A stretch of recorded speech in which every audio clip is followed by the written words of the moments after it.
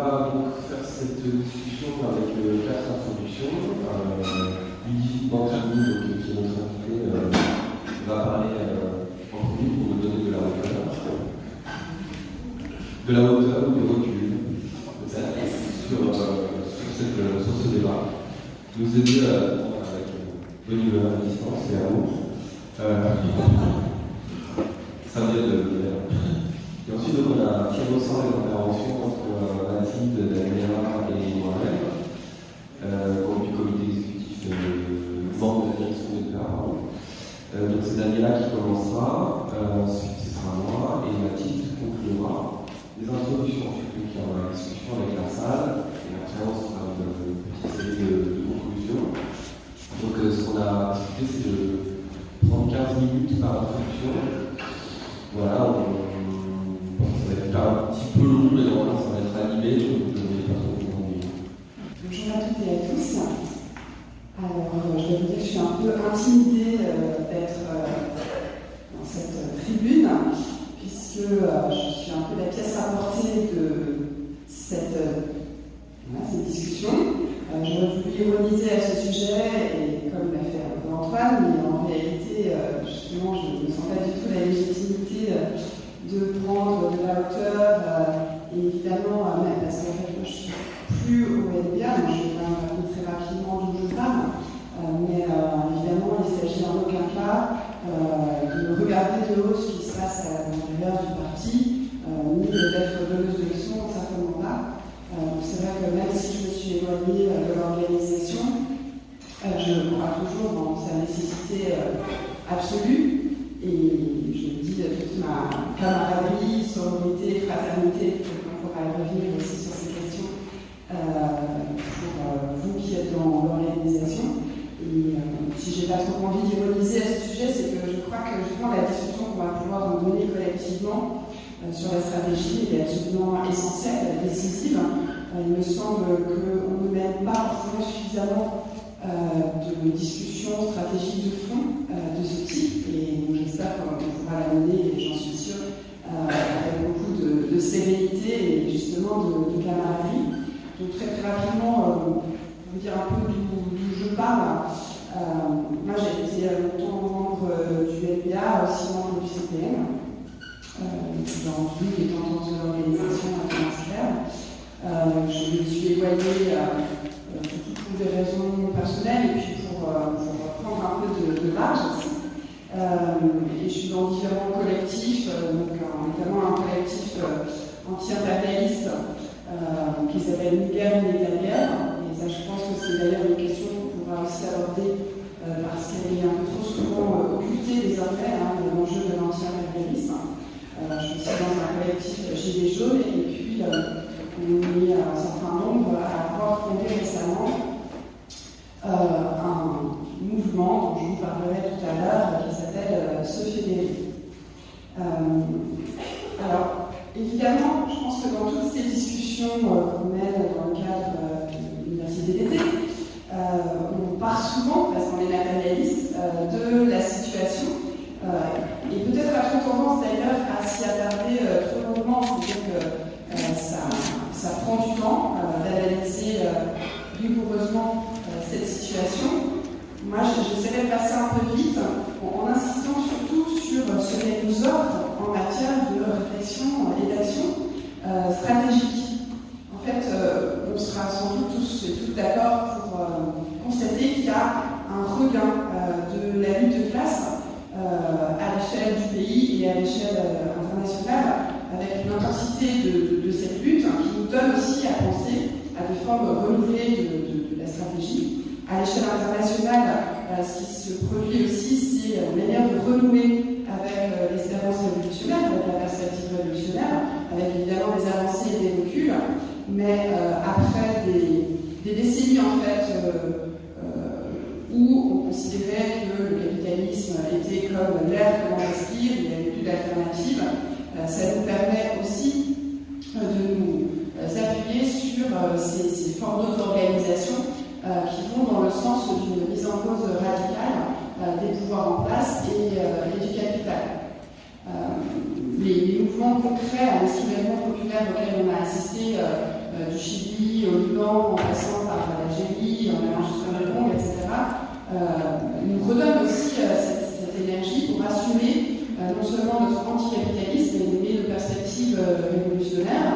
Et il me semble que justement dans ces discussions stratégiques, ce dont il faut pouvoir aussi parler, c'est le post-capitalisme. C'est-à-dire d'assumer qu'il y a un projet qui le soit véritablement et que nos organisations, donc nos partis, puissent porter.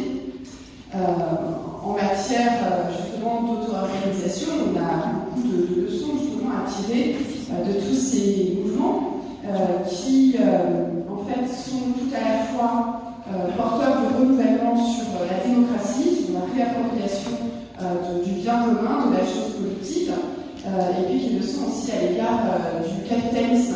Et ça, en fait, ça a fait de la période une sorte de moment à la fois extrêmement grave, et c'est pour ça que les questions stratégiques sont d'autant plus nécessaires à poser. Moi, je rejoindrais volontiers l'expression qu'a utilisée notre camarade Ugo Paletta lorsqu'il a intitulé son dernier livre « La possibilité du fascisme ». Le fascisme, c'est un terme qu'on avait un peu tendance à reléguer à certaines expériences historiques bien précises. En fait, cette montée désormais des autoritarismes, cette révélation aussi à la faveur des luttes, à la faveur de la lutte de classe, comme on l'a vu à la fois avec le mouvement contre la violence d'État, contre le racisme structurel, contre le racisme policier, et comme on l'a vu avec le soulèvement des Gilets jaunes, là il y a un effet de révélation sur cette violence d'État. Et c'est ce qui nous permet aussi, ce qui nous autorise, qui nous relégitime à affirmer nos convictions révolutionnaires. La période, donc, elle a cette double caractéristique d'être à la fois particulièrement violente. On le voit dans le degré de la répression, comme si un seuil justement avait été franchi en matière de violence d'État. Et donc, à certains égards, elle est désespérante parce que, comme on l'indique dans le titre de cette discussion, le capitalisme est en crise et c'est une crise véritablement structurelle. Et donc, le grand enjeu aussi de nos discussions stratégiques, c'est comment on peut s'organiser pour ne pas avoir à vivre cette crise et participer aussi à cet effet de révélation, de dénonciation d'un système mortifère, productiviste, exploiteur et qui est aussi meurtrier, comme il l'a montré aussi à l'occasion de la crise sanitaire qu'on a traversée et qu'on continue de traverser. Donc il y a cette phase-là particulièrement inquiétante et même terrorisante à certains égards quand on assume l'idée que la possibilité du fascisme devient une réalité et qu'on voit déjà se dessiner à l'échelle internationale. Et en même temps, ce qui est passionnant dans la période, c'est qu'elle renoue justement avec des hypothèses stratégiques, des alternatives de projets, de programmes qui ne sont pas juste des théories, mais qui sont aussi des mises en pratique concrètes. J'essaierai d'y revenir aussi. Donc, en fait, la question pour nous, c'est celle de poser des mots qui soient vraiment les nôtres. Par exemple, extrême gauche, c'est une expression, je pense, qu'on ne devrait plus trop utiliser parce qu'elle renvoie à l'idée qu'on serait des extrêmes, qui auraient des polarités sur un échiquier politique dans lequel on ne se reconnaît pas forcément. Et que la violence, c'est aussi une violence d'un extrême centre, et c'est lui qui est particulièrement extrême. Les responsables politiques, dont le président de la République a dit nous sommes en guerre, mais si nous sommes en guerre, c'est véritablement en guerre de classe. Et ça, il faut le souligner. Alors, sur le plan stratégique, l'enjeu, c'est aussi de pouvoir assumer justement l'opposition à une double dépossession, une dépossession politique et une dépossession sociale et économique. La dépossession politique, elle vient du fait que, comme ça a été rappelé par exemple hier dans le film de David Dufresne, on n'est pas véritablement en démocratie, et donc la question qui se pose, c'est celle des manières de se réapproprier la démocratie par l'auto-organisation. On pourrait résumer dans une formule antiproductiviste, moins d'auto et plus d'auto. Plus d'auto-organisation partout, comment se réapproprier justement les instruments qui nous permettent de nous sentir maîtresses et maîtres de nos vies, de nos destins, donc par toutes sortes de formes justement d'auto-organisation qui qu'il s'agisse des comités de grève, des comités de quartier. On a vu au cours de la crise sanitaire la spontanéité de l'auto-organisation populaire au travers des brigades de solidarité populaire. Toute la question en fait, des autoréductions, des actions collectives pour protester contre les loyers trop élevés. Donc la question aussi d'une mobilisation à la base qui pose des enjeux renouvelés qui sont aussi de tradition historique sur l'auto-organisation, là où on est, dans nos entreprises, dans nos quartiers, dans nos lieux de vie et de travail et de lutte.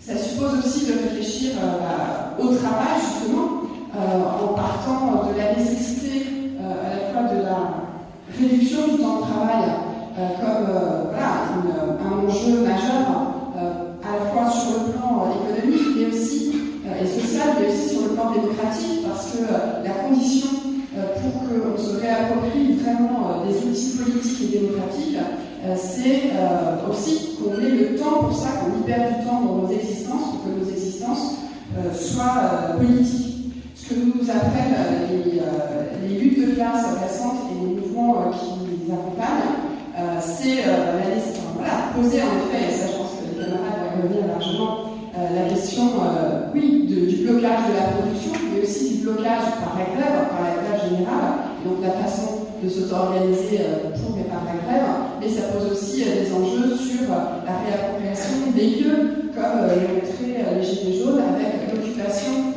des ronds-points, ce qu'on a vu aussi un peu partout avec l'occupation des places. Donc c'est renoué avec une perspective qu'on pouvait nommer, je pense, en se réappropriant et en assumant le mot, une perspective communiste qui pose la question du commun, de la socialisation des moyens de production, mais aussi de la mise en commun, qui n'est pas simplement une manière de gérer des biens, mais qui constitue aussi des formes de vie.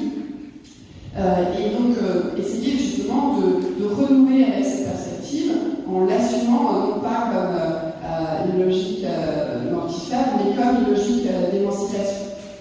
La question qui se pose, évidemment, qu'on ne peut pas véritablement contourner, c'est celle de tout ce que nous apprennent les camarades qui ne sont pas dans des organisations comme le LPA, des camarades autonomes, des camarades libertaires, des camarades féministes, qui renouent par exemple avec des enjeux qui étaient déjà posés sous la Commune de Paris. La question qui est soulevée beaucoup, par exemple, au travers du mouvement de la Commune des communes, les Gilets jaunes, c'est le communalisme. Comme on le voit s'appliquer au Rojava, et ça, je pense que ça fait partie des expériences que, d'un point de vue stratégique, il faudrait davantage discuter, analyser, soutenir, avec la question à la fois de la socialisation des moyens de production, de la réappropriation féministe et anticapitaliste de la démocratie. Et en même temps, tout en sachant que ces expériences communalistes, elles en ont conscience, elles ne peuvent pas rester isolées. Ce n'est pas un système de commune libre qui va pouvoir modifier structurellement les rapports de production. Donc ça pose évidemment la question de l'État.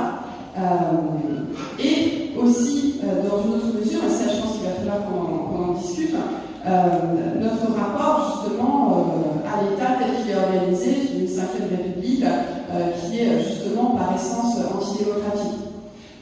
Je pense que 2022, on ne peut pas faire l'impasse, évidemment. La question que je me pose, c'est la manière dont on pourrait, justement par l'auto-organisation, faire surgir une candidature qui ne soit pas une candidature inscrite dans le carcan de la 5e République, mais une candidature qui soit véritablement collective, en assumant qu'elle le soit, en refusant la personnalisation qu'implique justement les institutions de la 5e République, en faisant en sorte qu'on puisse travailler à un arc politique qui irait des libertaires à la social-démocratie. Ce que j'entends par social-démocratie, c'est pas du tout Hollande ou Blair, mais c'est celles et ceux qui se reconnaissent dans l'idée d'une rupture avec le capitalisme. Hier, j'ai entendu Éric Coquerel qui disait que la France Insoumise était favorable à la rupture avec la logique du capital. Je pense qu'il faut essayer de travailler en tout cas à ces formes de fédération. Pour terminer, je voudrais donc dire un mot de ce collectif qu'on a lancé qui s'appelle Se Fédérer, parce qu'il me semble que dans la situation, on a assisté à la fois à beaucoup de plans d'urgence, de mesures d'urgence, plus jamais ça, qui sont souvent des listes de revendications qui sont en soi très pertinentes et qui ne posent pas véritablement les questions de leurs conditions matérielles, sociales et politiques de réalisation, et puis aussi des projets sur le monde d'après qui ne soulèvent pas véritablement les questions stratégiques. Donc à Se Fédérer, ce qu'on propose, c'est de réunir des collectifs, des syndicats, des organisations, des associations, des partis politiques qui se retrouvent à la fois dans la nécessité de rompre avec le capitalisme, d'ouvrir une perspective qui soit véritablement une perspective post-capitaliste et qui prenne conscience aussi de la nécessité d'affrontement avec le capital. Bon, tout d'abord, bonjour à toutes et à tous les camarades. Moi je suis ravie en fait, d'être sur la tribune de ce débat, parce que je pense que c'est un débat d'une énorme importance dans le monde dans lequel on se trouve, à la fois par rapport à la situation du MPA, dont en fait les difficultés, la crise, etc. n'échappent à personne, mais aussi parce qu'elle se déroule en fait, dans le cadre d'une nouvelle situation politique à l'échelle nationale et internationale. Multimille est venu avec un président important de la lutte de classe, et avec ça, en fait, le retour de la possibilité de la révolution. De ce point de vue-là, en fait, je voudrais ouvrir mon intervention, si je ne vais pas être la seule à citer ce texte.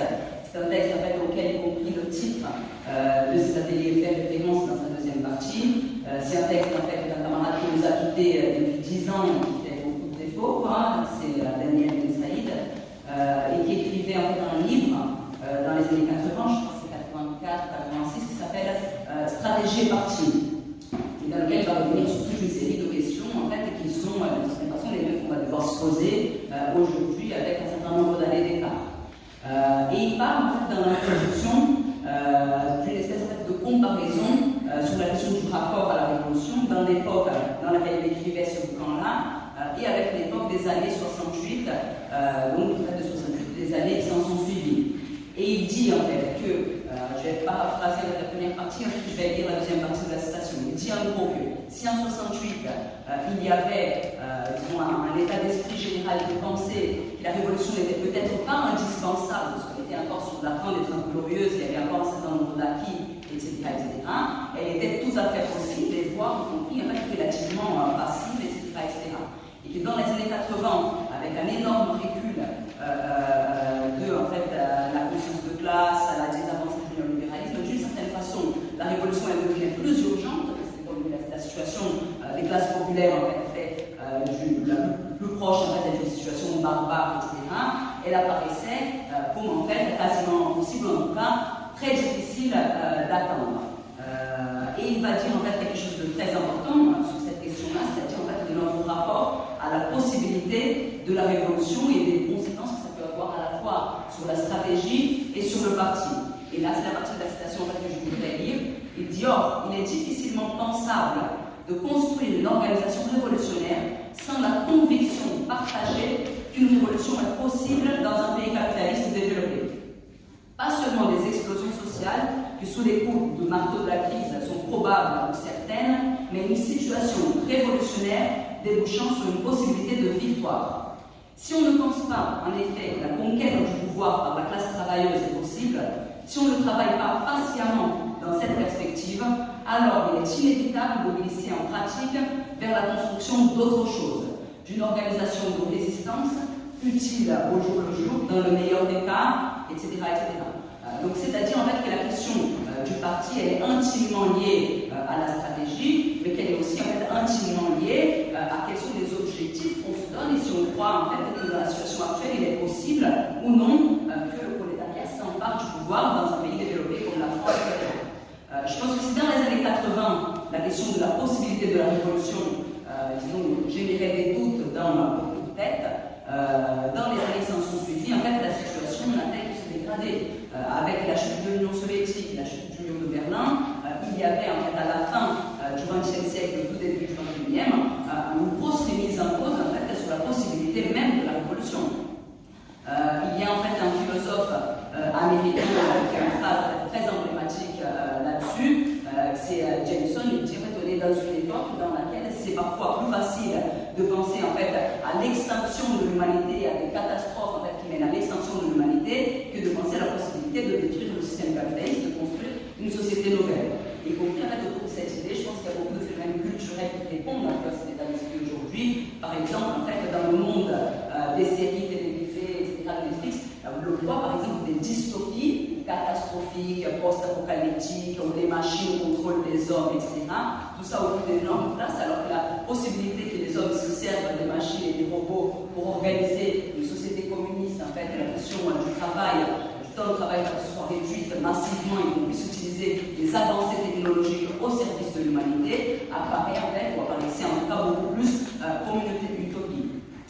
Et tout ça c'est important, les camarades, parce que ce débat, il se met aussi en fait par rapport au parti que nous construisons en fait ensemble, c'est-à-dire l'OMPA. Et en fait, au moment de la fondation du OMPA, cet état d'esprit général en fait sur le fait que la révolution était devenue un horizon trop lointain et trop difficile en fait d'avancer concrètement, il a été très marquant dans le moment de fondation du OMPA. Pour les camarades en fait, qui étaient là à l'époque, il y avait toute une discussion sur le fait que nous étions devenus en fait orphelins de stratégie. C'était une expression que Daniel lui-même en fait avait forgée, et sur le fait en tout cas qu'on n'en avait aucune idée de comment allaient se dérouler les révolutions du XXIe siècle, et que cela nous empêchait d'avoir en fait des délimitations stratégiques en positif relativement achevées. Et donc c'est autour de cette idée que le MTA a été créé, et ce n'est pas pour rien que le MTA, ça s'exprime même dans son nom, il ne s'est pas créé autour en fait, d'un projet stratégique en positif affirmé, par exemple, en fait, communiste, révolutionnaire, comme c'était le cas de la Ligue, mais beaucoup en négatif, c'est-à-dire par son opposition au système capitaliste, sans préciser d'emblée en fait, quels seraient les moyens de pouvoir se débarrasser de ce système meurtrier. Donc je pense que la première chose qu'on devrait essayer de faire aujourd'hui, c'est en fait de tirer des éléments de bilan, pas tant en fait, je pense que ce n'est pas forcément le sujet du MTA, mais de ce qui s'est passé depuis 2008, la fondation du parti, et est-ce que la situation aujourd'hui nous permet davantage d'avoir quelques idées sur en quelque sorte en fait, la gueule que va avoir les révolutions du XXIe siècle, et si cela peut nous aider à préciser les définitions stratégiques qui peuvent nous permettre de nous orienter dans une telle situation. Et je pense qu'il y a deux moments importants depuis en fait, la fondation du parti qui ont changé en tout cas le regard qu'on peut avoir sur la possibilité de la révolution actuellement. Le premier en fait c'est la vague de processus révolutionnaires dans le monde arabe en fait, au début de la décennie passée, où il y a eu des processus révolutionnaires assez poussés, même si en fait, on va y revenir après, ça ne s'est pas forcément en fait, très bien fini. Et d'autre part en fait la vague de classe actuelle, même s'il n'y a pas eu de révolution verte, on voit qu'il y a une tendance à des explosions sociales majeures d'ampleur nationale dans en fait, quasiment les 4 coins du monde, et y compris avec une forme de retour d'une certaine aspiration à la révolution. C'est quelque chose qu'on a beaucoup constaté par exemple dans le mouvement des Gilets jaunes, comment il y avait le retour d'un tout un imaginaire en fait, révolutionnaire, parfois avec beaucoup de références plutôt à 1789 en fait, aux révolutions prolétariennes, mais avec un retour de l'imaginaire en fait, de la révolution, et ces Gilets jaunes qui criaient dans la rue révolution, révolution, révolution. Donc tout ça nous oblige à penser la question de la révolution aujourd'hui. Et en fait, penser la question de la révolution aujourd'hui, ne s'agit pas pour nous en fait, qui sommes marxistes et qui donc essayons d'avoir un outil vivant d'interprétation de la réalité. Ça ne suffit pas de dire en fait c'est pareil que dans le XXe siècle, c'est exactement pareil qu'en 1917, on reprend la même recette et on y va. Je pense qu'il faut qu'on pense quels sont les problèmes nouveaux qui sont posés dans la situation actuelle. Et je crois en fait, qu'il y a plusieurs choses en tout cas pour essayer d'en tirer de ces éléments en fait, de la situation que je viens en fait de citer.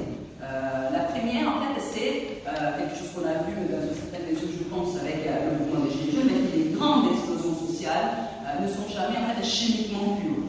Je pense qu'on a tous lu au début du mouvement des Gilets jaunes cette phrase, cette citation de Lénine sur la révolution de 1905 qui dit quiconque atteint une révolution sociale pure ne vivra jamais assez longtemps pour la voir, parce que c'est pas comme ça que ça se passe. Les révolutions c'est un vaste bordel, toutes les classes de la société y interviennent, avec leurs préjugés, avec leur idéologie parfois, avec des aspects réactionnaires, et il s'agit précisément en fait, de voir comment on conduit cette vague très bordélique en fait, vers la conquête du pouvoir par le prolétariat, et là-dessus le rôle de la stratégie du parti vont jouer un rôle majeur. La deuxième leçon en fait, je pense qu'on peut tirer, c'est en fait que que les partis, les organisations révolutionnaires et le rôle central du prolétariat restent en fait une déterminante dans en fait, les processus actuels. Il suffit de regarder, disons, l'ampleur, la profondeur du processus révolutionnaire qu'il y a eu dans un pays comme l'Égypte et à quel point cette révolution elle a été totalement confisquée par la suite du fait qu'il n'y ait pas une alternative de société portée par un secteur en fait, de la classe des exploités en mesure en fait, de pouvoir amener les projets jusqu'au bout. Donc, entre les islamistes et l'armée, le peuple et la classe ouvrière égyptienne, en fait, c'était totalement confisqué sa révolution. Et ça, c'est un danger réel pour tous les processus révolutionnaires qui vont se poser dans les prochaines années.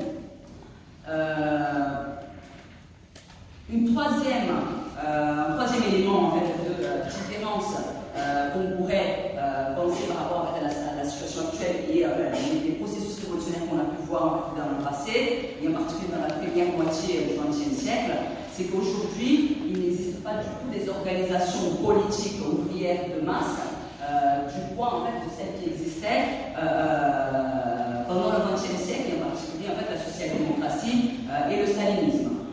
Et je pense que ce problème-là est un problème qu'il faut prendre en fait comme un problème de double tranchant. Il y a des aspects positifs et des aspects négatifs à ça. L'aspect négatif est évident pour tout le monde, on voit très bien qu'en fait il y a aujourd'hui une conscience de classe générale qui a subi des formes importantes de recul. Le marxisme en fait est beaucoup plus, disons en fait, sur la défensive, etc., que ce qui était à l'époque où il y avait des partis de milliers, de centaines de milliers de travailleurs au-delà de l'orientation de leur stratégie, d'une certaine façon, se revendiquaient du marxisme, d'une logique de classe, etc., etc. Il y a un énorme recul de ce point de vue-là, mais en même temps, avec la disparition du stalinisme, par exemple, a disparu aussi un appareil contre-révolutionnaire qui a été un énorme obstacle pour tant de révolutions dans le XXe siècle. Donc ça, c'est l'aspect, en quelque sorte, en fait, avec beaucoup de guillemets positifs par rapport au passé. Le dernier, en fait, sur lequel je voudrais revenir rapidement, c'est en fait la question de l'aspect militaire. Très souvent, en fait, c'est un argument qu'on utilise pour dire, en fait, en gros, que la révolution est quasiment impossible dans un pays avancé comme la France, avec une armée surpuissante, avec énormément de technologies développées, etc. Et là-dessus aussi, je pense que le monde doit avoir un regard dialectique, parce qu'à la fois, il y a un énorme développement, disons, de la technique militaire, mais en même temps, cet énorme développement fait que pour chaque bombe jetée par une armée, il y a de plus en plus de prolétaires nécessaires, en fait, derrière pour pouvoir l'acheter, que ce soit en fait les systèmes d'information, les informaticiens, les systèmes de télécommunications, etc. Tout ça, c'est des choses qui sont contrôlées en fait, par des prolétaires et qui auraient, par le biais de la grève générale, les moyens compris en fait, de mettre à défaut même des formes répressives en fait, les plus avancées, et que par ailleurs, en fait, la question militaire ne se règle pas que sur les terrains en fait, des forces matérielles, mais aussi de la force morale, c'est-à-dire en fait, d'un peuple qui est décidé et déterminé à faire en fait, sa révolution, et on voit en fait, et je crois qu'on a vu en très petit ça au début du mois des Gilets jaunes, qui est une forme de conviction et de radicalité nouvelle qui est capable de surprendre les forces de l'ordre à un moment très précis, ça a été très cantonné, mais on a vu en fait les forces de l'ordre partiellement débordées par en fait, cette force morale des Gilets jaunes en fait, à tout début décembre. Donc pour essayer en fait, d'aller vers la fin, je pense en fait, que c'est très important de penser dans la discussion en fait, si la discussion que nous posons, c'est la discussion de savoir comment on se prépare pour en fait, des révolutions possibles, même dans des pays avancés comme la France, et que ce n'est pas quelque chose pour dans 10 ou 20 ans, mais que ça peut arriver relativement vite, parce qu'il va y avoir une accélération des temps de la politique avec la crise, et que de ce point de vue-là, la stratégie qui pour nous en fait est l'articulation des forces matérielles de notre classe sociale au service de la conquête du pouvoir, elle va jouer un rôle très important. Et ça interdit les camarades dans la situation actuelle toute forme de scepticisme. Je pense que l'extrême gauche, même si vous n'aimez pas le terme en fait, elle est marquée aujourd'hui par une forme de scepticisme très important. L'exemple peut-être le plus clair de ça, c'est l'eau, mais on entend aussi depuis pas mal de temps dans nos propres rangs beaucoup de discussions sur le rapport de force très dégradé, etc., qui rendrait impossible des victoires pour le prolétariat. Et je voudrais en fait finir sur l'idée que, en fait, y compris avec une citation de Trotsky qui revient là-dessus, que la question de la stratégie, ce n'est pas la question de savoir en fait si le rapport de force il est dégradé ou pas, parce qu'en fait le rapport de force a priori est toujours favorable aux classes dominantes. La stratégie un spécialiste des questions militaires en fait, qui s'appelle Lawrence Friedman, c'est la capacité de créer du pouvoir, c'est-à-dire en fait, de par l'action consciente et organisée du prolétariat, partir d'une situation qui est en fait défavorable et créer des forces supplémentaires dans le cours de la bataille par l'art de la politique, par l'art de la stratégie, et c'est de ça qu'il s'agit aujourd'hui. Mais pour cela, la stratégie elle ne peut exister et s'incarner dans la réalité que si elle s'incarne en fait dans une organisation, dans un parti qui est en fait par définition l'outil de la stratégie. J'ai fini avec juste un élément rapide. Le parti, c'est l'outil de la stratégie. Olivier rappelait ça en fait, au meeting d'hier soir, ou d'avant-hier soir. Mais ce n'est pas n'importe quel outil, les camarades. C'est un outil sans lequel la révolution, qui est l'objectif, pourra très difficilement arriver. Et que de ce point de vue, la révolution, elle n'est pas du tout, le fruit, comme disait Trotsky, de la maturité du prolétariat. Elle est une tâche stratégique qui incombe au parti. Et de ce point de vue, en fait, les outils qu'on a, on devrait en fait essayer de les préserver. Surtout, ce n'est pas sûr d'avoir un autre outil derrière qui soit davantage efficace pour ces tâches-là, parce que cet outil qu'est le parti ne se prépare pas sur le tas, ne s'improvise pas. Et c'est pour ça en fait qu'on pense qu'il faut aujourd'hui prendre très au sérieux la question du risque d'implosion du FDH en lien avec cette discussion-là, et je reviendrai dans le débat. Désolé, j'ai un petit peu dépassé. Oui, il y a effectivement beaucoup de points d'accord, y compris avec ce que dit Daniela actuellement sur ce qu'elle vient de dire sur, disons, un retournement progressif de conjoncture par rapport au rapport de force et à la possibilité d'entrer dans une période qu'on nomme parfois de guerre et de révolution. Et moi, je voulais commencer un peu mon introduction sur cet élément quand on discute stratégie et parti, déjà, de se décider, définir ce qu'est la révolution et de reprendre la phrase sur le fait que c'est la gestion des masses à l'endroit où se règle leur propre destinée. Et je crois qu'on sent ces moments-là quand on regarde les photos de la révolution russe avec des milliers de petits points qui se déplacent dans les rues, mais aussi quelque chose qu'on a pu sortir pour ceux qui y étaient le 24 novembre à une des manifestations des Gilets jaunes. On voyait tous ces gens avec des visages totalement inconnus qui déferlaient des rues un peu sans qu'on sache d'où ils venaient et pour aller vers l'Arc de Triomphe, ou compris dans les manifestations de sans-papiers qu'on a vues ces derniers mois, où pareil, des visages inconnus prenaient la rue et semblaient pouvoir renverser le système. Et autant effectivement je suis d'accord avec Daniela qu'il y a des éléments nouveaux dans la situation de retournement de conjoncture, autant il ne faut pas non plus rougir d'une situation qui reste difficile à plein d'égards, et y compris quand on regarde l'état de l'auto-organisation dans les mouvements qu'on connaît aujourd'hui, puisqu'on a parfois des camarades qui se réjouissent de voir des assemblées générales d'éducation à 200 personnes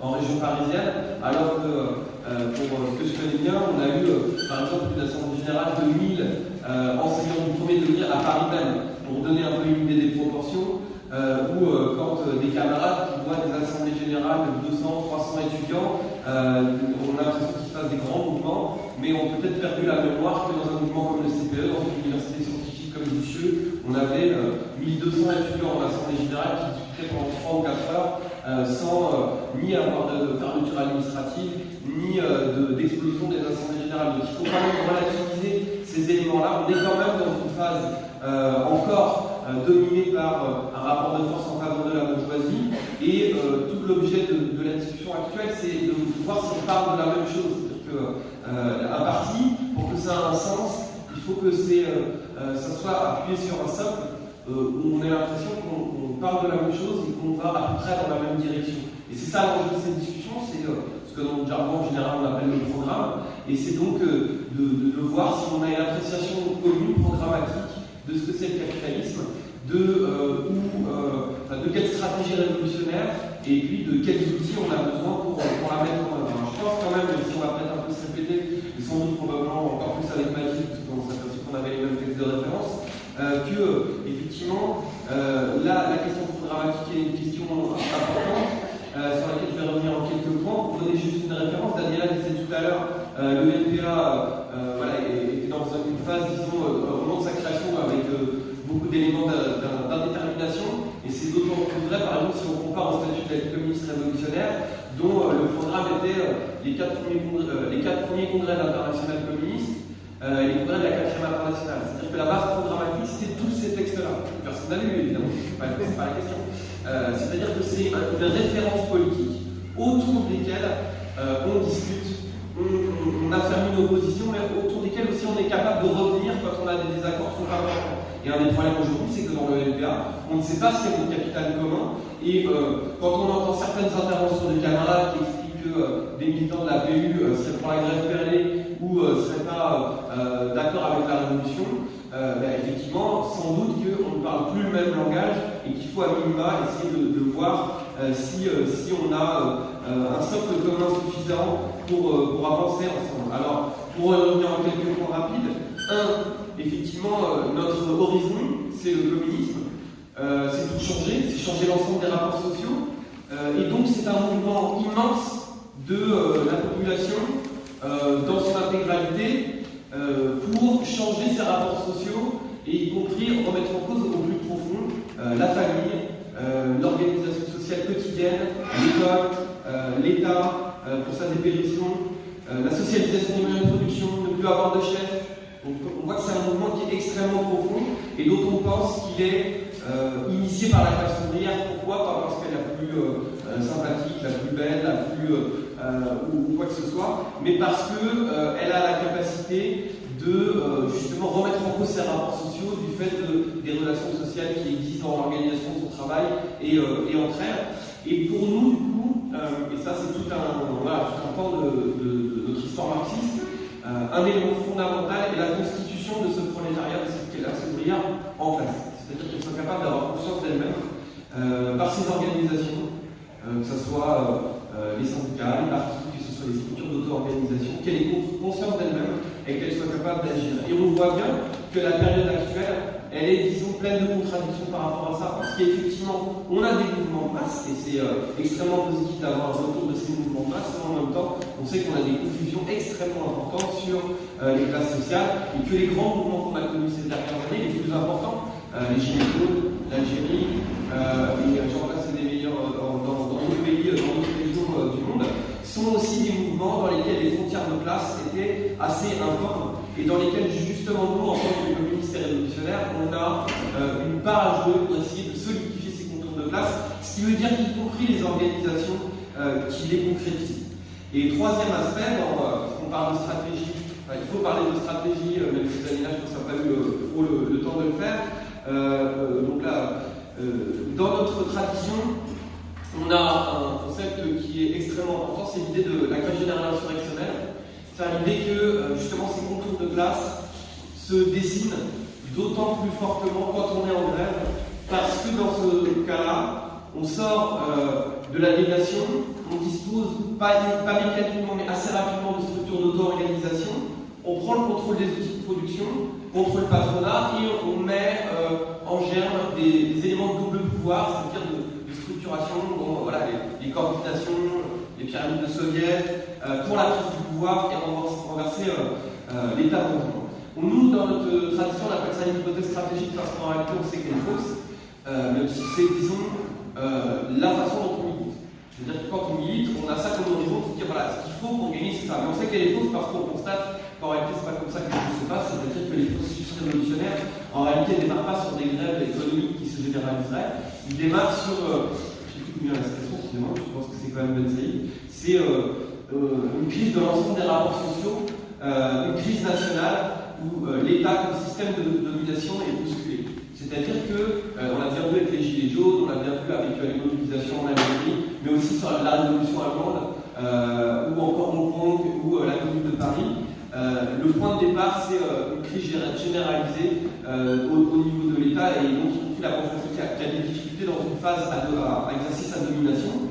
Et donc c'est dans ce cadre-là que notre hypothèse stratégique de la grève générale, elle intervient, c'est-à-dire pour essayer de transformer la réalité des mouvements en quelque chose qui est en capacité d'avancer vers la conquête du pouvoir par les classes travailleuses. Et le rôle du parti, c'est d'essayer de s'orienter dans ce genre de problématique, de proposer des pistes aux prolétaires pour marcher vers la révolution. Et la marche, elle peut être parfois courte, quelques jours, quelques semaines, quelques mois, mais aussi parfois longue, quelques années, voire quelques décennies. Et c'est dans ce cadre-là qu'on doit observer les choses, c'est-à-dire que le parti, c'est une façon de concrétiser la conscience d'une fraction de la classe travailleuse à un moment donné. Et si on regarde dans l'histoire, il y a des façons tout à fait variées de prendre ce genre de choses. Donc, par exemple, chez Marx ou chez Trotsky dans les années 30, il y a l'idée d'un parti de classe. C'est-à-dire déjà, si on arrive à regrouper les prolétaires, c'est pas mal, en indépendance de classe par rapport à la classe dominante. Et se dire que la question du parti révolutionnaire, elle n'est pas nécessairement selon les pays, pour Trotsky dans les années 30, pas forcément l'urgence de l'heure. Il y a au contraire, disons dans les années 20 et puis après dans les années 70, la possibilité de construire des partis révolutionnaires capables de contester l'hégémonie aux organisations réformistes. Et puis Daniel en a parlé tout à l'heure, après 89, après la chute du mur, il y a eu l'idée, qui n'est pas une idée, qui a été une réalité concrète, de la reconstruction d'organisations qui se posaient un peu comme dans l'idée du parti de classe. C'était un peu de ça qu'est venue l'idée qu'on a parlé de discuter des partis larges, c'est-à-dire d'organisations qui, à un moment donné, peuvent être des outils pour reconstruire la conscience de classe et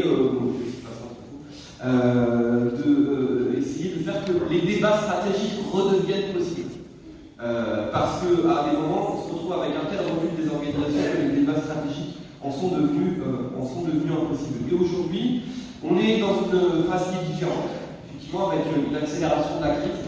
Et d'ailleurs, on voit que ces organisations centristes ou réformistes radicales ou parti large comme on veut, sont toutes en train de connaître des clarifications, que ça soit Podemos dans l'État espagnol avec donc, la sortie des camarades d'anticapitalistas, que ça soit, qui je pense est le meilleur exemple, ou que ça soit le NPA d'une certaine façon, avec la session de 2012 et puis les débats qu'on connaît aujourd'hui, qui posent la question de reconstruire un programme dans une situation qui effectivement est en partie nouvelle.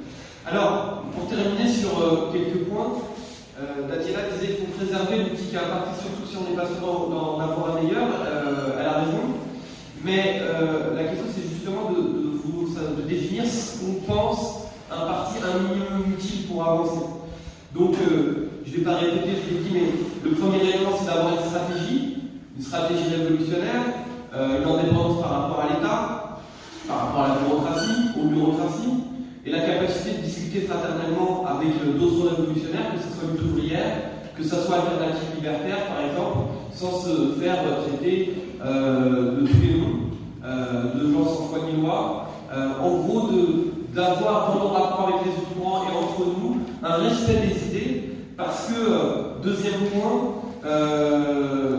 les désaccords qu'on peut avoir entre révolutionnaires, en réalité, on ne sait pas qui a raison, et c'est en général des appréciations variées de la réfraction de ce qui nous entoure. C'est-à-dire des discussions qu'on a autour de nous avec nos collègues, avec les salariés, de comment on apprécie telle dynamique de mouvement. J'y reviendrai, parce qu'il y a un autre point qui est fondamental, c'est l'idée de s'implanter dans le prolétariat avec sa variété, c'est-à-dire d'avoir des militants dans les entreprises, pas simplement à la SNCF ou à la Poste, mais dans les hôpitaux, dans la microélectronique, dans la chimie, dans les EHPAD, dans la métallurgie, dans les transports, dans les services publics, dans l'aviation, dans l'automobile, c'est-à-dire dans toute une série de secteurs où, bien sûr, les réalités sont variées, où les niveaux de combativité sont variés, mais c'est aussi ça, justement, la classe ouvrière. C'est pas des endroits où on a toujours la possibilité de faire un an de grève ou même un mois. C'est des endroits où on ne fait jamais grève et où, quand on va à une manifestation, en réalité, on dépose un jour de congé pour pouvoir se rendre à la manifestation en se cachant de son patron. Donc il faut être capable, si on va avoir une orientation correcte, d'apprécier cette variété de niveaux de conscience, être reconnu, apprécié pour nos positions révolutionnaires dans l'ensemble des milieux, y compris par des réformistes, parce qu'on ne croit pas qu'on construira un grand parti révolutionnaire et qu'on fera la révolution simplement avec des nouvelles personnes, mais en convainquant aussi des militants qui parfois militent depuis 10 ans, 20 ans, 30 ans dans une organisation, ont des convictions qui sont parfois profondes et qu'il va falloir bouleverser en montrant que notre orientation est meilleure. Troisième point, c'est faire de la politique. Faire de la politique, je crois aussi que c'est Ben Saïd, c'est défendre fermement l'indépendance de classe et se poser les points des alliances qui modifient une situation. C'est-à-dire comme avait pu faire la ligne autour de la Constitution européenne en 2005 par exemple, tisser des alliances avec des organisations pour mettre en difficulté la bourgeoisie et son personnel politique. Dans des listes comme Bordeaux en lutte, essayer de déplacer le curseur, essayer de regrouper des militants qui, s'ils ne sont pas nécessairement révolutionnaires, peuvent être interpellés par les idées révolutionnaires. C'est mener des batailles de front uniques dans divers cadres, marée populaire ou autres, dont 90% des cas ne donnent rien, mais dans les 10% où ils permettent, comme je le disais sur 2005, sur la Constitution européenne, mettre en difficulté la classe dominante, on aura joué notre rôle et poser les débats, y compris les débats qui sont devant nous. Ludivine en parlait sur la reconstruction de la gauche, qui n'est évidemment pas notre problème à nous, mais disons que par contre la reconstruction d'une indépendance de classe et d'une alternative au personnel de politique de la bourgeoisie, de l'extrême droite à la droite, au macronisme, ça pour le coup c'est quelque chose sur lequel on a quelque chose à dire. Et pour terminer, alors 30 secondes, un parti qui est, disons, une forme moderne de centralisme démocratique, c'est-à-dire que la question c'est si on construit un parti où en réalité on n'a pas un parti mais 5 ou 6 partis, en réalité autant en prendre acte et faire des vies séparées. Parce que le socle de la construction d'un parti, c'est l'idée, je le disais tout à l'heure, que les désaccords sont la réfraction de visions différentes du monde, de visions différentes des rapports de force, des possibilités d'avancer, et que le rôle du parti, c'est de prendre toutes ces impressions-là, mais d'agir ensemble. Parce que si on n'agit pas ensemble, comment voulez-vous qu'une classe qui elle-même est hétérogène soit en capacité de progresser ensemble et d'avancer dans la même direction? C'est impossible. Donc le rôle d'un parti fondamentalement, c'est à partir de ces différences, avoir une orientation commune et l'afficher en commun et non pas par un petit cadeau différent.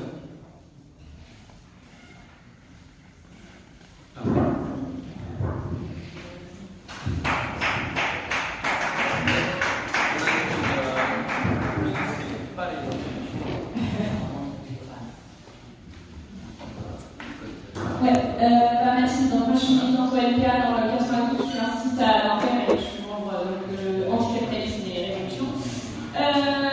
Alors, la salle elle est comble en fait, je pense que si la salle elle est comble, c'est parce que tout le monde sent bien que ce qui se discute là autour de la stratégie et du parti, c'est en partie l'origine du bordel qu'on a dans le LPA et que tout le monde a envie de discuter de cette question de pourquoi c'est le bordel dans le LPA.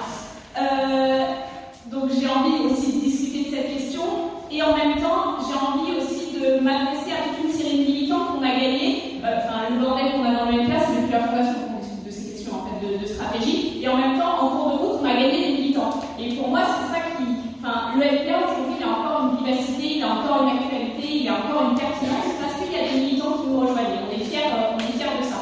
Et moi, j'ai envie de m'adresser aussi en partie à ces camarades qui nous ont rejoints en cours de route de ces débats pour essayer de les raccrocher à cette discussion. C'est quoi le rapport entre ce qu'on discute sur la stratégie du parti et le bordel qu'on a actuellement? Pourquoi on est incapable, le LPA, de mener une politique commune, d'intervenir en commun? C'est quoi le rapport entre tout ça?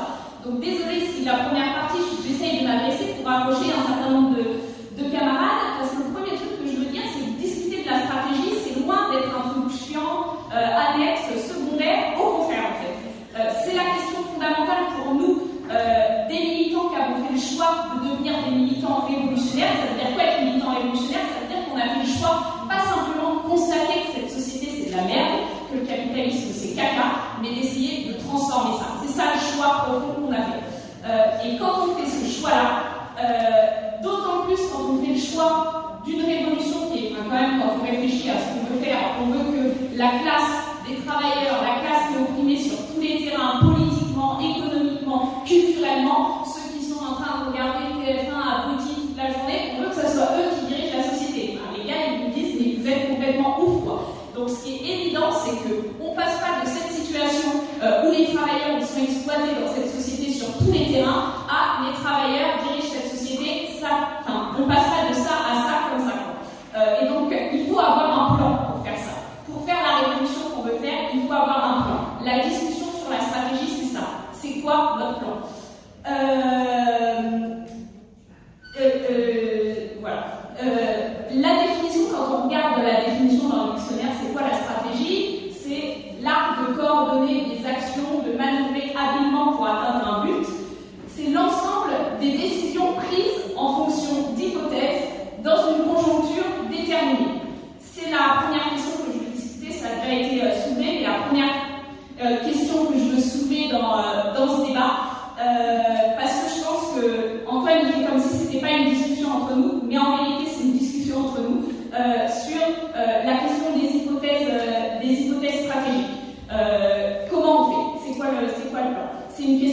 résolue par Marx, c'est une question qui part de l'expérience de la lutte des classes, par les apports de Lénine, il apporte des éléments fondamentaux. Il dit effectivement, on ne peut pas passer de on est opprimé sur tous les terrains à on prend le pouvoir dans n'importe quelle situation.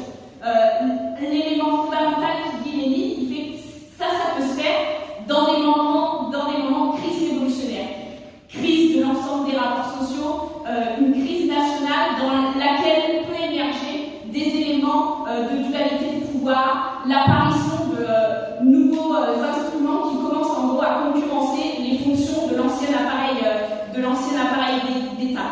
Il rajoute un truc un peu fondamental pour nous aussi, c'est qu'il dit que même quand il y a des crises, ces situations de crise où ça peut basculer, la crise, elle ne débouche pas sur une issue favorable spontanément, mais pour qu'elle débouche dans une issue favorable, on a besoin d'une force consciente de l'objectif à atteindre. Donc d'une force qui a l'objectif de renverser ce système, et ça, la force consciente, c'est le parti. Et un parti qui soit pas simplement, il dit ça, un parti qui soit pas simplement le reflet des mouvements sociaux, mais un parti stratège qui ait conscience de l'objectif à atteindre. Et donc c'est ça la deuxième question, à mon avis, qui est au cœur de nos discussions et que je veux soulever dans la discussion, c'est la question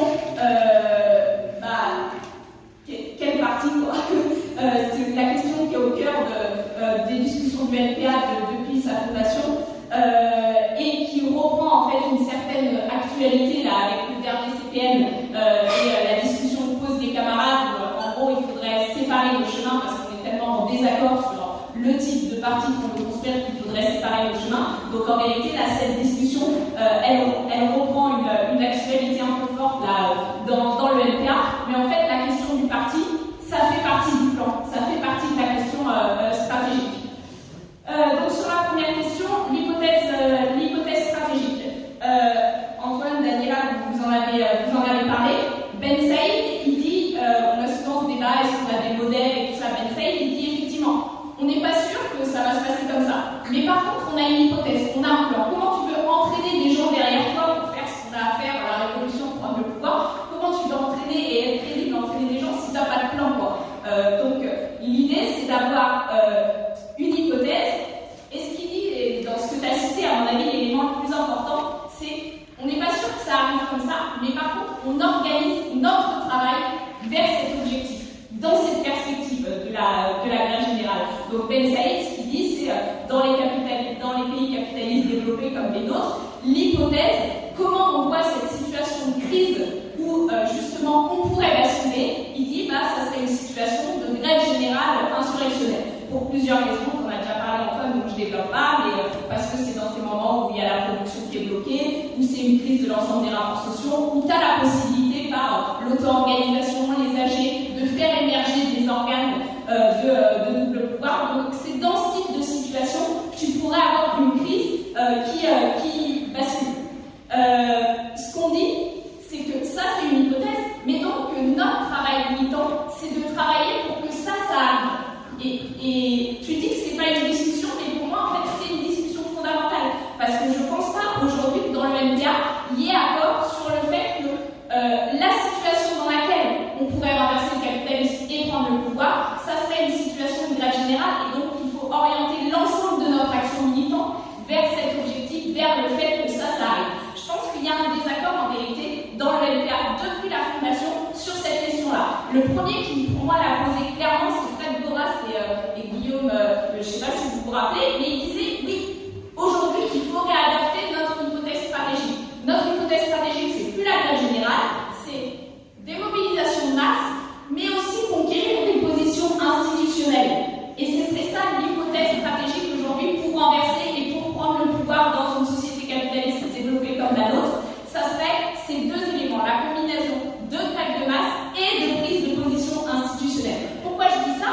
Pas pour dire qu'ils sont mauvais, méchants, mais parce que si tu penses ça, si tu penses que c'est ça le moment où tu peux prendre le pouvoir, bien évidemment, ton activité militante, elle est orientée vers des trucs différents. Si tu penses qu'une des priorités, c'est gagner des positions institutionnelles et que c'est ça qui permettrait de faire la bascule, tu orientes une partie de l'activité militante de ton parti vers cet objectif-là. Donc ça peut paraître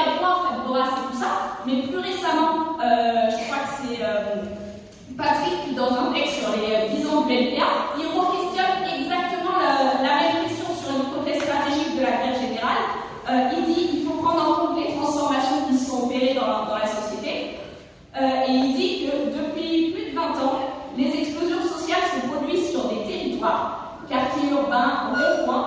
Il faut donc questionner notre incessant appel à la grève générale alors que d'autres moyens de paralyser du système sont possibles. Cette discussion, à mon avis, est toujours une discussion actuelle dans le LPA qui a des conséquences sur notre pratique militante, sur quelles sont nos priorités de parti, et donc qui a des conséquences sur pourquoi on a des activités et des pratiques un petit peu différentes. C'est la première question que, à mon avis, il faut discuter entre nous.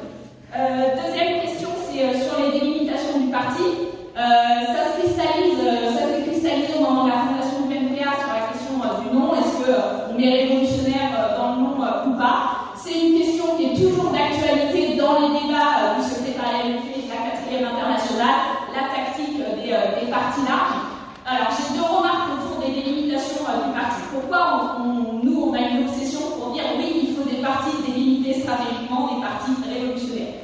La première question, c'est ce que tu soulevais, Daniela, sur la question de l'actualité de la révolution. Il y a plein de camarades qui nous disent oui, on sait qu'il faut un parti révolutionnaire pour faire la révolution. Mais la révolution, c'est pas une tâche actuelle. Aujourd'hui, on n'en est pas à cette étape de la situation parce que la révolution, c'est pour plus tard. Aujourd'hui, ce dont on a besoin, c'est des partis qui reconstruisent la conscience de classe élémentaire. Voilà, donc c'est ça le type de parti dont on a besoin pour l'heure. Et le parti révolutionnaire, ça sera pour plus tard. Ça, c'est la première objection. Et donc, moi, je suis effectivement pour répondre à cette objection qu'on est dans une situation de crise, on est dans une situation où le système capitaliste est instable et ces situations de crise créent des occasions pour les révolutionnaires. Et je vous assure qu'on est bousculé à l'échelle mondiale, nous y compris en France, par toute une série de moments où on sent bien que la situation pourrait basculer. Donc la question d'avoir une force qui est en capacité de saisir ces occasions, elle se pose avec une actualité accrue. On ne peut plus passer à côté d'occasions, de soulèvements sociaux dans lesquels on est toujours désarmé, où il n'y a personne pour essayer d'orienter et d'enfoncer les clous de ces crises. Donc la question de l'actualité de la révolution, ça ne veut pas dire que la révolution c'est demain, mais ça veut dire que c'est une question qui se pose maintenant de comment on construit cette force qui est capable de saisir ces occasions. Et la deuxième discussion autour des limitations stratégiques, c'est effectivement ce que pose Ben Saïd. Moi j'avais la même citation que Daniela, la première que tu as faite. J'ai la même citation.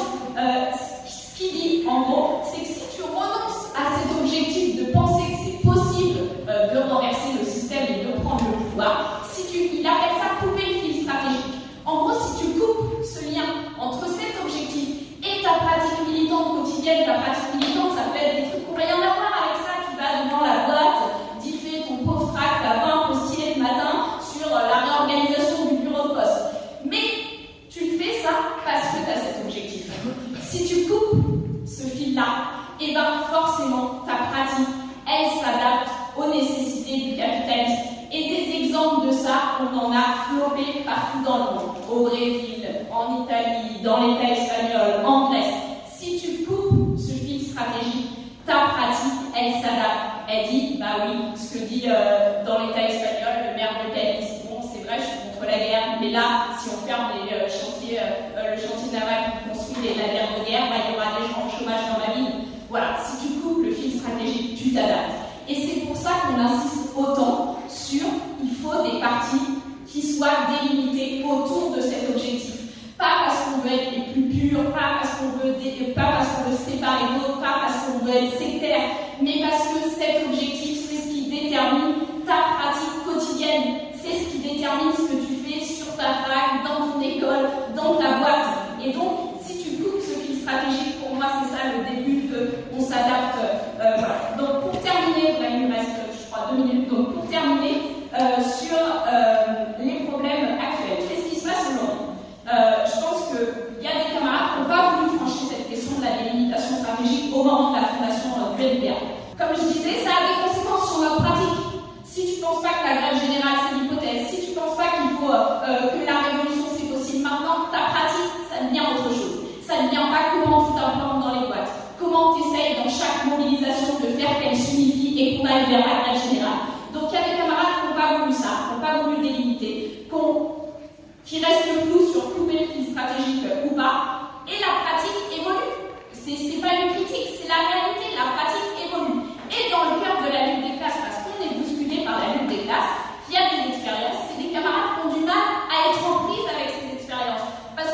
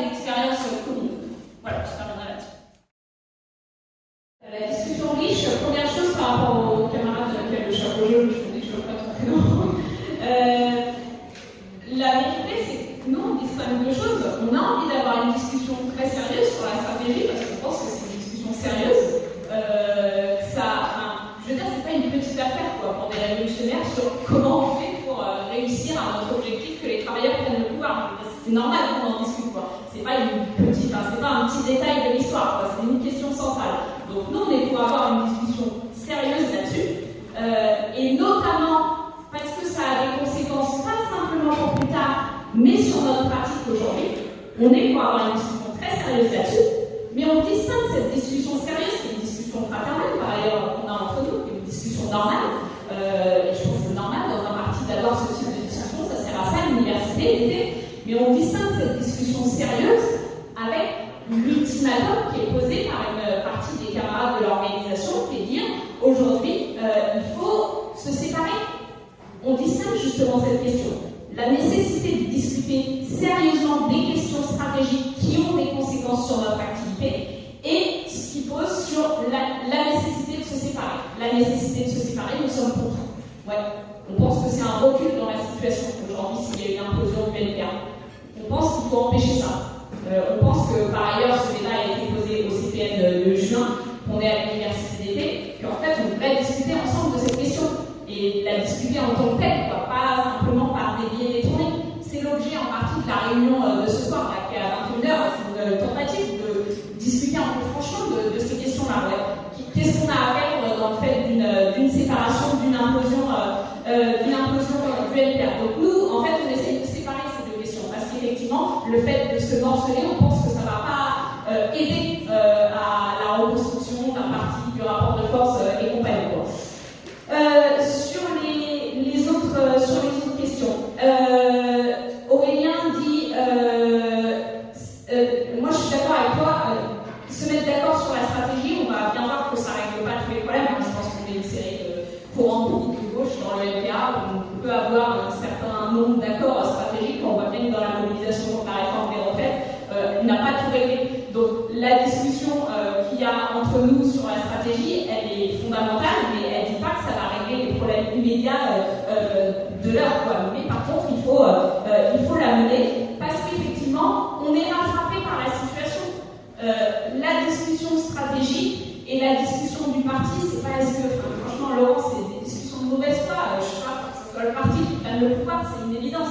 Par contre, ce qu'on dit, c'est que la situation, elle va offrir des occasions. Le système est instable, il y a des crises, et que dans ces situations où ça peut basculer, il y a besoin d'une force consciente qui dise où on va et qui essaye d'entraîner. Voilà. Et que si on n'a pas ce truc-là, on va louper des occasions. On va louper des occasions et on ne peut pas se permettre de louper des occasions.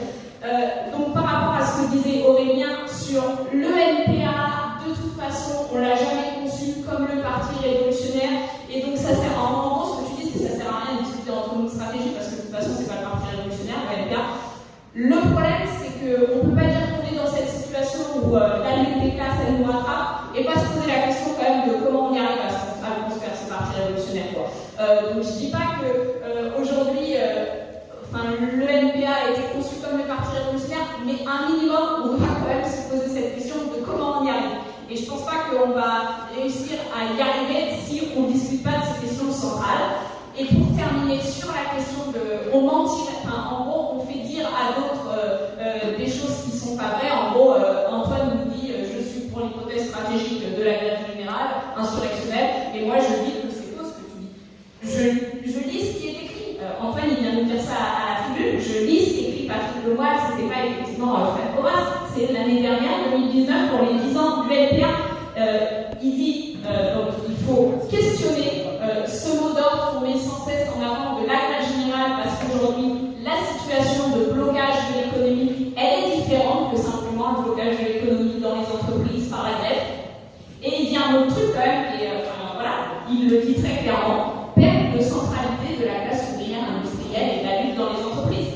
Premier tiret de ce qui a changé, de ce qu'on doit questionner. Pourtant ça c'est un élément stratégique clé.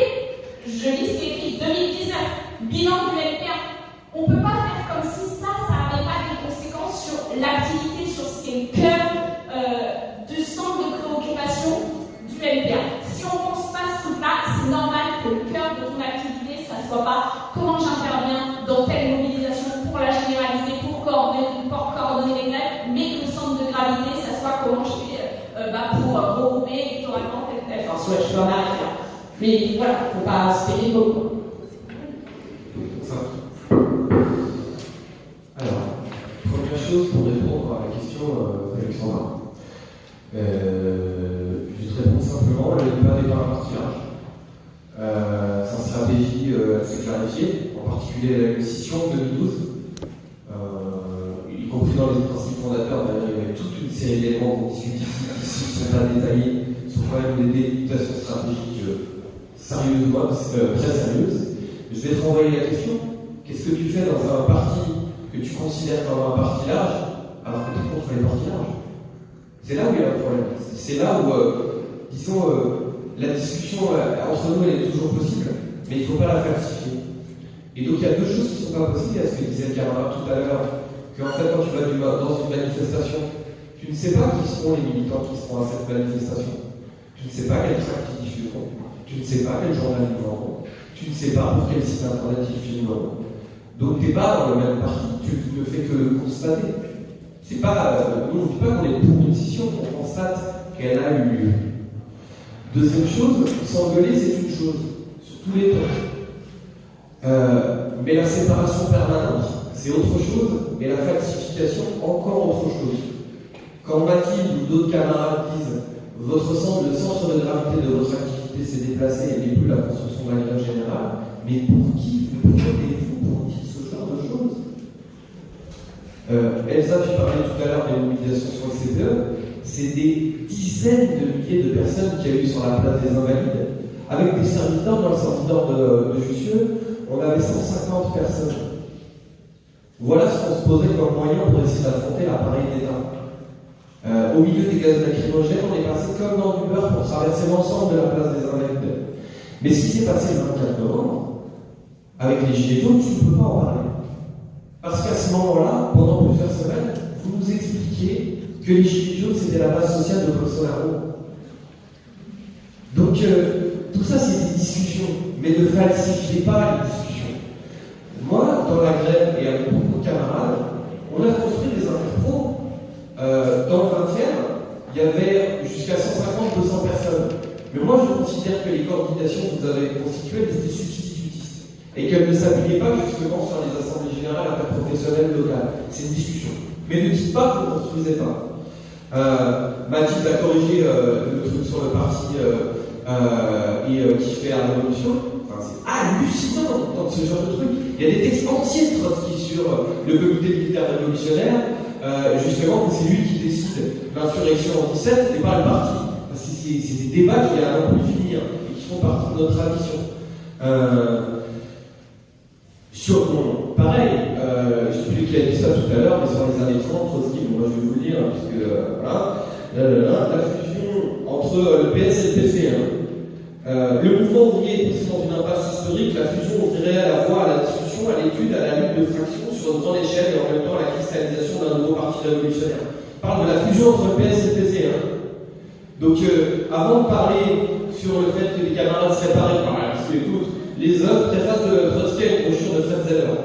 C'est dans Stratégie et Parti, donc je t'invite à le lire en détail, y compris les notes de ma page. Donc, au lieu de dire qu'il y aurait des vrais révolutionnaires, et puis ceux qui seraient, justement, le camarade disait tout à l'heure, c'est pareil, qui se prend. Moi, je suis depuis 1995 dans une organisation révolutionnaire, et il m'explique que, en fait, non, t'es pas révolutionnaire. Mais pour qui tu te prends? Moi, je crois à la dictature du prolétariat, je crois à la prise de pouvoir par les travailleurs, et j'ai rien à prouver par rapport à ça vis-à-vis de toi. Donc, le programme du NPA, il était effectivement inachevé, mais c'est clarifié. La question aujourd'hui n'est pas de savoir si on veut une scission, je l'ai dit tout à l'heure, mais de savoir si on l'entérine parce que vous le voulez, ou si on construit une vraie organisation. Et il y a un paradoxe. Vous ne pouvez pas dire, finalement, il n'y a pas tant de désaccords que ça, c'est ce que dit une partie des camarades, mais en même temps, continuer à avoir des fractions permanentes. Mais s'il n'y a pas tant de désaccords que ça, vous ça justifie. Parce qu'encore une fois, les désaccords, ils sont tactiques.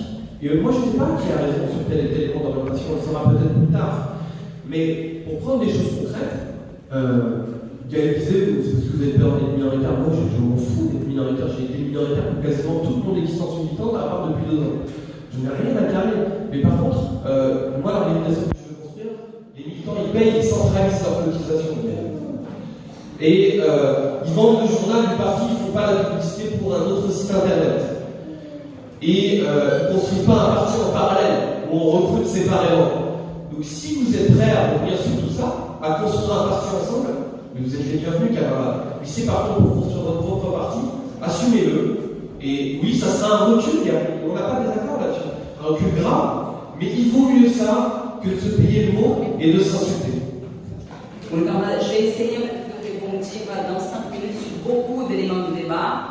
Moi, je ne suis pas en fait pour faire un débat d'invective. Quand les camarades disent qu'ils croient à la révolution, je leur crois, a priori. Ce qui ne veut pas dire en fait que l'expression de ça, des politiques concrètes, dans quel parti il faut construire, etc., soit toujours la même. Sinon, il n'y aurait pas de débat à l'intérieur en fait, du mouvement révolutionnaire. Antoine dit en fait qu'il ne faut pas travailler avec la méthode de falsification. Mais c'est le roi des falsifications. On commence avec une, quand il explique pendant des semaines et des semaines, nous on aurait expliqué que les gilets jaunes c'était révolutionnaire, etc. Moi j'ai formulé cette hypothèse une fois avant le 17. Une fois qu'on a vu la gueule du 17 novembre, dès le 24, nos camarades étaient sur les Champs-Élysées et dès le 1er décembre, nous avons constitué le pôle Saint-Lazare qui a été toujours revendiqué, y compris par les camarades de la PFU, pour la politique juste à mener. Et que le parti n'a pas mêlé dans son ensemble. Et c'est ça le côté dramatique. Que le NPA a mis des mois à s'afficher son soutien ouvert aux camarades gilets jaunes. Et qui n'a jamais tiré le bilan de ça. Et c'est pareil que la discussion des partis larges, les camarades. Nous, on a toujours dit qu'on était contre le parti large. On l'a écrit. Comme les camarades de l'État, nous n'avons pas voté les principes fondateurs. Mais nous pensions qu'il y avait un espace dans le NPA pour se battre pour que le NPA se transforme dans un parti révolutionnaire. Et avec cet objectif affiché que nous l'avons investi. Par contre, en fait, Antoine qui dit maintenant qu'il y a une clarification, il ne dit pas pourtant le moindre bilan de la politique de parti large, qui est un échec cuisant dans tous les pays. Et y compris après ce qu'il dit en fait sur le fait qu'il y aurait une clarification, les mêmes camarades qui auraient clarifié le LK ont soutenu la participation d'un Podemos. Donc où était la clarification vis-à-vis des partis larges? Maintenant, on est tous en train de nous dire en fait qu'il y a une situation nouvelle. Et que dans cette situation nouvelle, la possibilité de la révolution, d'une grande explosion sociale, redevient possible. Donc peut-être que sur ce terrain renouvelé, les débats stratégiques entre nous peuvent en fait se mêler enfin sur un thème qu'on pourra se mettre d'accord. Et il ne faut pas en fait inverser les éléments, les facteurs de l'équation. Ce n'est pas en fait le fait qu'il y ait des tendances qui empêchent le débat stratégique, c'est l'absence pendant des années d'un débat stratégique sérieux dans cette organisation qui inclut le bilan du LPA et de la politique de parti large, qui fait qu'il y a une multiplication de tendances, qui se voient obligés de se doter de leurs propres outils pour défendre leur politique, y compris en fait parce que les camarades de la PFU agissent comme une vraie fraction. Ils ont les porte-parole à leur disposition qui parlent au nom de tout le parti, à différence des fractions minoritaires qui parlent à leur propre nom. Il y a une discussion ici, et moi je vais revenir sur la discussion sur les années 30 qui me semble hallucinante, pardon, je suis mauvaise avec le micro, j'aime pas ça, qui m'apparaît hallucinante, parce que la comparaison qu'il fait Antoine avec les années 30, elle est totalement en fait erronée. L'obsession de Trotsky dans les années 30, c'est de dire on va vivre des événements convulsifs, des possibilités de révolution et de contre-révolution, et nous on est quelques centaines. Donc comment on trouve les moyens pour que nos idées justes puissent se fusionner avec la force matérielle capable de transformer en force agissante, c'est-à-dire en fait des bastions de la classe du mouvement ouvrier dont les trotskistes avaient été isolés, y compris par le rôle du stalinisme. Ce que nous proposent les camarades de la PFU aujourd'hui, c'est l'inverse. C'est de partir d'un parti, certes avec des limites, un outil en fait qui est imparfait, comme je disais au début, mais d'un parti quand même de plus de 1000 militants et avec quelques implantations, pour construire en fait une petite organisation de quelques centaines, avec moins d'implantation, avec moins de jeunesse, etc. Est-ce que c'est comme ça que les camarades comptent se préparer pour les grands soulèvements qui vont avoir lieu? Est-ce que vous ne pensez pas qu'on devrait en fait se donner la possibilité d'ouvrir en fait, dans un congrès un débat sur quel est le parti dont on a besoin, non pas en 2008, non pas en 2009, mais aujourd'hui, face à la nouvelle situation, avant de poser d'emblée et avant que le débat ait lieu, l'objectif de la session. Et c'est là qu'on voit que le problème des camarades, ce n'est pas le problème en fait, de quel est le parti dont on a besoin, mais de préserver leur courant. Et c'est Harry qui expliquait ça très bien. Leur problème, c'est de préserver la section française de ce qu'ils appellent en fait, la 4e internationale, et qui n'est en fait qu'un des courants qui se réclament de la 4e internationale. Et c'est parce qu'aujourd'hui, ils sont devenus minoritaires, ils sont prêts, y compris, à essayer d'empêcher les camarades ouvriers qui viennent de rejoindre le parti sur la base d'une expérience dans la lutte de classe de pouvoir exprimer leur avis dans le congrès. La politique de la PFU, c'était d'empêcher Adrien de pouvoir voter pour le congrès des camarades. Est-ce que vous pensez que ça, c'est une façon de régler les désaccords entre nous. Mais bien évidemment, et même dans la PFU, il y a des camarades qui sont contre ça. Donc donnons-nous la chance, en fait, l'opportunité d'avoir des débats sur le fond, de tester en tout cas la possibilité de voir si aujourd'hui il y a davantage de compréhension commune sur la situation et sur les tâches, avant de poser comme objectif d'emblée le fait de passer en fait de 1200 à en partie en fait de quelques petites centaines très peu implantées, sans jeunesse et sans en fait une grande présence dans les relations centro-mouvement.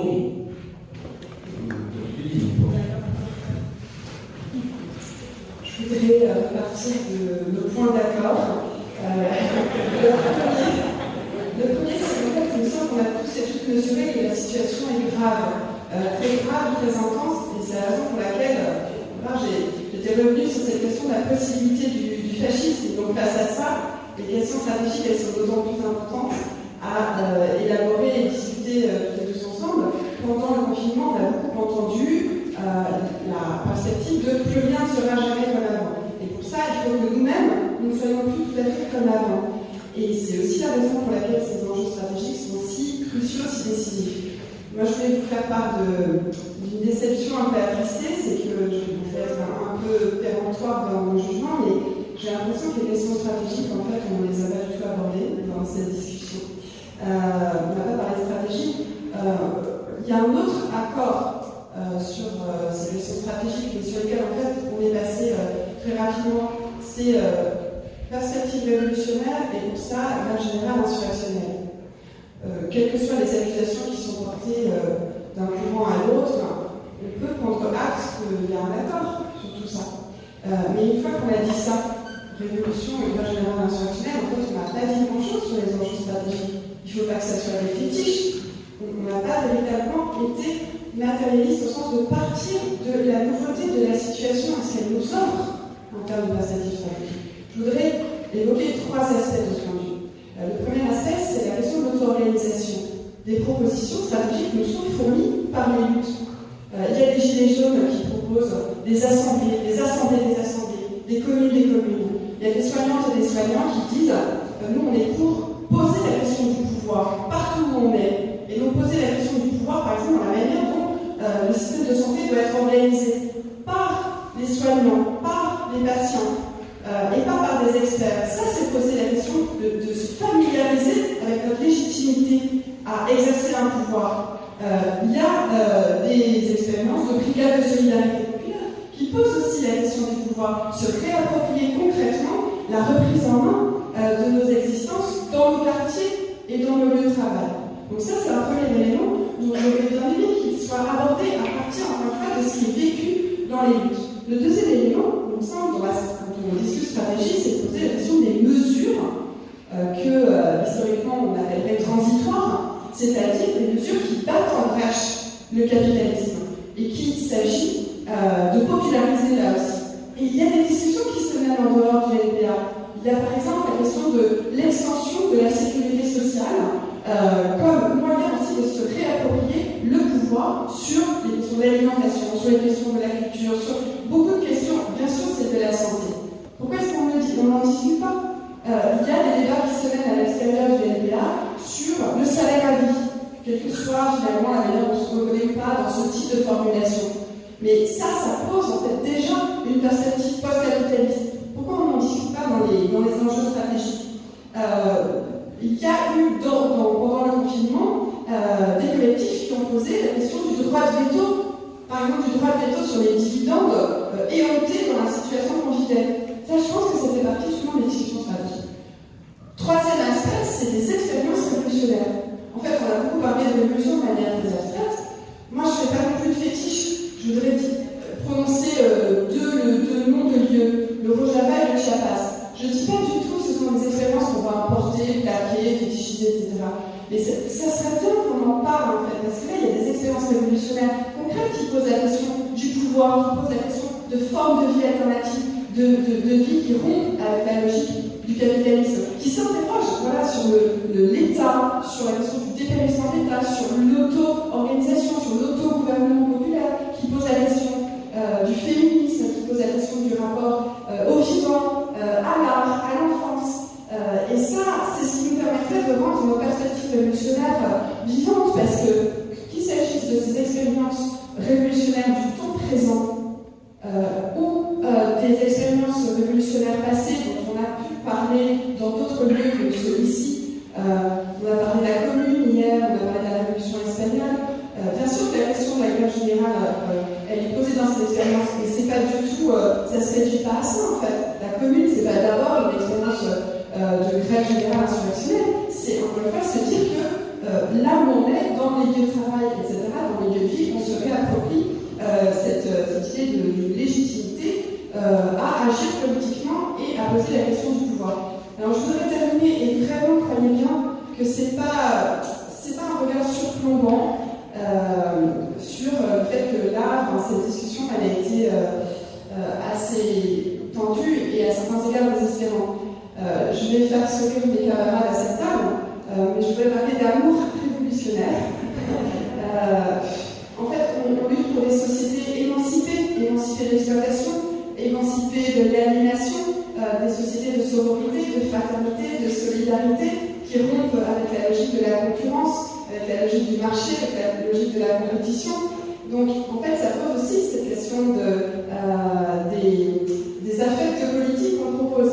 Et même si je comprends qu'il y ait des tensions, et ces tensions, elles sont profondément politiques, mais que ça ne nous fasse pas perdre de vue, justement, je vais dire aimons-nous les uns les autres, mais presque pas. Enfin, cette question de la société à laquelle on aspire, je pense que dans la situation, si je reviens un peu au point, et je vais arriver vraiment là-dessus, si on est d'accord sur le diagnostic que la situation est particulièrement grave et que, sans être trop grandiloquent, on peut se dire que c'est vraiment une question désormais de vie ou de mort, de socialisme ou barbarie ou communisme ou barbarie, alors la situation, elle prête plutôt à l'idée de se fédérer, de se regrouper, de s'organiser, de discuter avec d'autres courants, avec d'autres tendances, de manière aussi en camarade, plutôt que d'opérer des scissions et des divisions.